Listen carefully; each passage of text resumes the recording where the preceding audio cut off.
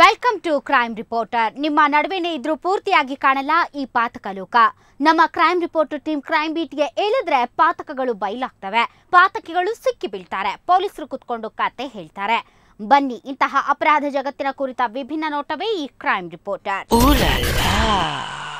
ಈ ಪ್ರಕರಣದಲ್ಲಿ ಆರೋಪಿ ಲಿಂಗಾಯತ ಸಮುದಾಯದವನಾಗಿರೋದಕ್ಕೂ ಆತ ಅರೆಸ್ಟ್ ಆಗದೆ ಇರೋದಕ್ಕೂ ಸರಿಯಾಗಿ ಜಾತಿಯ ಬಣ್ಣ ಬಳ್ಕೊಂಡ್ಬಿಟ್ಟಿದೆ. ಒಳಗೊಳಗೆ ಸಂಘರ್ಷ ಶುರುವಾಗಿದೆ.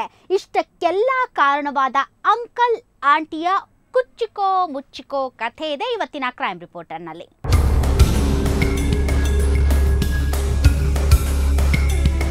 ಮಾನ ಅನ್ನೋದು ಬರೀ ಹೆಂಗಸರಿಗೆ ಮಾತ್ರ ಇದೆಯಾ? ಗಂಡಸರಿಗಿಲ್ವಾ?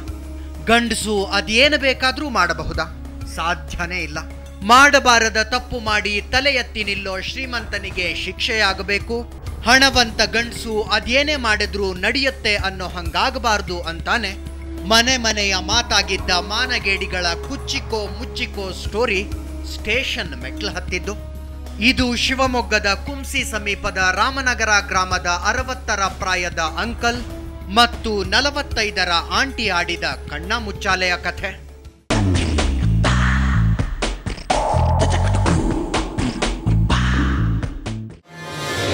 ಇಂಥದ್ದೊಂದು ವಿಡಿಯೋ ಮೊಬೈಲ್ನಲ್ಲಿ ಓಡಾಡ್ತಿರೋದು ನಮ್ಮ ಶಿವಮೊಗ್ಗ ರಿಪೋರ್ಟರ್ ರಾಜೇಶ್ ಕಾಮತ್ ಗಮನಕ್ಕೆ ಬಂದಿದ್ದು ತೀರಾ ಇತ್ತೀಚೆಗೆ.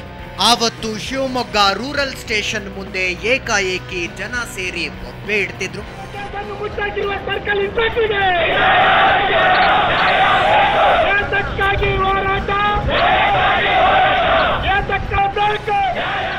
ಇವರಿಗೆಲ್ಲ ಏನ್ ಅನ್ಯಾಯ ಆಗಿದೆ? ಯಾಕೆ ಪ್ರತಿಭಟನೆ ಮಾಡ್ತಿದ್ದಾರೆ ಅನ್ನೋದು ಬೇಕಲ್ವಾ? ವಿಚಾರಿಸಿ ನೋಡಿದಾಗ ಹೊರಬಿದ್ದದ್ದು ರಾಮನಗರದ ರಾಸಲೀಲೆ ಪ್ರಸಂಗ. ಬೆತ್ತಲೆ ಚಿತ್ರ ತೆಗೆದ ಪರಸಂಗದ ಗಂಡೆ ತಿಮ್ಮನಿಗೆ ಬೆಂಡೆತ್ತಬೇಕು ಅನ್ನೋದೇ ಆ ಜನರ ಬೇಡಿಕೆಯಾಗಿತ್ತು. 3ನೇ ತಾರೀಕು ರಾಮನಗರದಲ್ಲಿ ಇರ್ತಕ್ಕಂಥ ಕೃಷ್ಣಪ್ಪ ಮತ್ತು ವಾಸಣ್ಣ ಅಂತಕ್ಕಂಥವರು ಅಲ್ಲಿ ನಡೆದಿರ್ತಕ್ಕಂಥ ಅಶ್ಲೀಲ ಚಿತ್ರಗಳನ್ನು ತೆಗೆದಿರ್ತಂಥ ಬಸವರಾಜಪ್ಪ ಎಂಬರ ಮೇಲೆ ಕೇಸ್ ಕೊಟ್ಟು ಅವನ್ನ ಹಿಡ್ಕೊಂಡ್ಬಂದು ಅರೆಸ್ಟ್ ಮಾಡಿ ನಮಗೆ ನ್ಯಾಯ ದೊರಕಿಸ್ಕೊಡಿ ಅಂತ ಕೇಸ್ ಕೊಟ್ವಿ. ಅದ್ರ ಪ್ರಕಾರ ಸರ್ಕಲ್ ಇನ್ಸ್ಪೆಕ್ಟರ್ ಆಗಿರ್ತಕ್ಕಂಥ ಶಿಲ್ಲಿಂಗಪ್ಪನವರು ಗ್ರಾಮಕ್ಕೆ ಬಂದು ತನಿಖೆ ಮಾಡ್ತೀನಿ ಅಂತ ಹೇಳಿ ಬಂದು ಮತ್ತು ಅಮಾಯಕರನ್ನೇ ಸಹಿತ ಬಂಧಿಸೋಕೆ ಪ್ರಯತ್ನ ಮಾಡ್ತಾ ಇದ್ದಾರೆ. ಅವರು ಅದಕ್ಕೆ ನ್ಯಾಯ ದೊರಕಿಸ್ಕೊಡ್ಬೇಕು, ಅವನ ಅಪರಾಧಿನ ಕೂಡಲೇ ಬಂಧಿಸಬೇಕು ಅಂತಂದೇಳಿ ನಾವು ಅವ್ರ ಮೇಲೆ ಗೆರವು ಮಾಡ್ತಾ ಇದ್ದೀವಿ.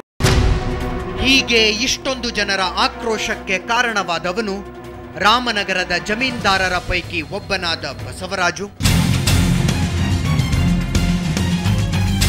ಈ ಮನುಷ್ಯನ ಬಗ್ಗೆ ಅಲ್ಲಿಯ ಜನರಿಗೆ ಮೊದಲಿಂದಲೂ ಒಳ್ಳೆ ಅಭಿಪ್ರಾಯ ಇಲ್ಲ. ಈತನ ಕಚ್ಚೆ ಹರಕು ಬುದ್ಧಿ ಬಗ್ಗೆ ಜನ ಒಳಗೊಳಗೆ ಮಾತಾಡ್ಕೋತಿದ್ರಾದ್ರೂ ಯಾರಿಗೂ ಎದುರಿಸಿ ನಿಲ್ಲೋ ಧೈರ್ಯ ಬಂದಿರಲಿಲ್ಲ, ಅಂಥ ಸಂದರ್ಭನೂ ಸಿಕ್ಕಿರಲಿಲ್ಲ.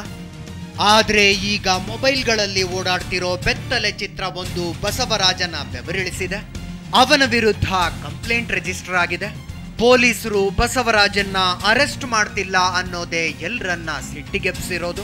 ಅದು ಅಲ್ಲದೆ ಅಲ್ಲಿರೋ ಪೊಲೀಸ್ ಅಧಿಕಾರಿ ಕೂಡ ಆರೋಪಿಯ ಕೋಮಿಗೆ ಸೇರಿದವನಾಗಿದ್ದರಿಂದ ಬಸವರಾಜ್ ಅವರ ಕೃಪೆಯಿಂದಾನೇ ಅರೆಸ್ಟ್ ಆಗ್ತಿಲ್ಲ ಅನ್ನೋ ಅನುಮಾನ ಜನರದು.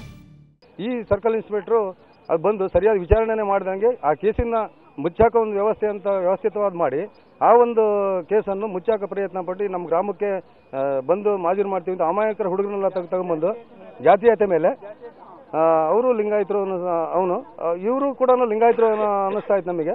ಆ ಒಂದು ಜಾತೀಯತೆ ಒಂದು ಪರಿಣಾಮದ ಮೇಲೆ ಅಲ್ಲೆಲ್ಲ ಬಂದು ಇದು ಮಾಡಿದ್ರೆ ಆ ಕೇಸನ್ನು ಮುಚ್ಚಾಕಕ್ಕೆ ಪ್ರಯತ್ನ ಪಟ್ಟು ನಮಗೆ ಇಂದುವರೆಗೂ ಯಾವುದು ಅವನ ಅಪರಾಧಿಗಳನ್ನು ಬಂಧಿಸ್ತಲೇ ಈ ಸುಮ್ಮನೆ ನಮ್ಮ ಅಮಾಯಕ ಆಗಿರೋ ಹುಡುಗರನ್ನ ತಗೊಂಡ್ಬಂದು ಸುಳ್ಳು ಸ್ಟೇಟ್ಮೆಂಟ್ ಏನೇನೋ ತಗೊಂಡು ಹುಡುಗರನ್ನೆಲ್ಲರಿಗೂ ಇದಕ್ಕೆ ಕೇಸ್ ರಿಜಿಸ್ಟರ್ ಮಾಡೋಕ್ಕೆ ವಿಚಾರಣೆಗೆ ಕರೆಸಿ ಈ ಕೇಸನ್ನು ಮುಚ್ಚಾಕ ಪ್ರಯತ್ನ ಪಡ್ತಾ ಇದ್ದಾರೆ.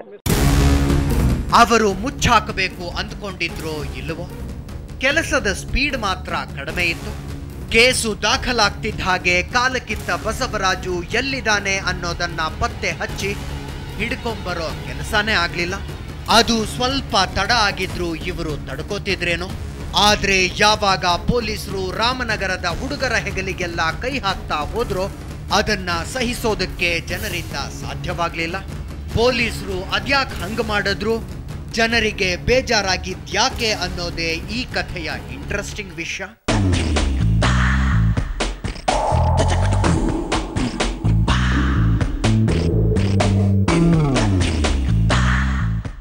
ಅದು ಅಶ್ಲೀಲ ಚಿತ್ರ ನಿಜ. ಆದರೆ ಈ ಹಿಂದೆ ಸುದ್ದಿಯಾಗಿದ್ದ ಬೇರೆ ಬೇರೆ ವಿಡಿಯೋಗಳಿಗೂ ಈಗ ಪೊಲೀಸರ ಕೈಗೆ ಬಂದಿರೋದಕ್ಕೂ ಡಿಫ್ರೆನ್ಸ್ ಇತ್ತು. ಅದೇ ಡಿಫ್ರೆನ್ಸು ಅಲ್ಲಿ ಗೊಂದಲಗಳನ್ನ ಸೃಷ್ಟಿಸಿದ್ದು, ಬಸವರಾಜು ಕೆಲಕಾಲ ತಲೆ ಎತ್ತಿ ನಿಲ್ಲೋ ಥರ ಮಾಡಿದ್ದು. ಆ ಬಗ್ಗೆ ಡೀಟೇಲ್ನ ಬ್ರೇಕ್ ಆದಮೇಲೆ ನೋಡೋಣ.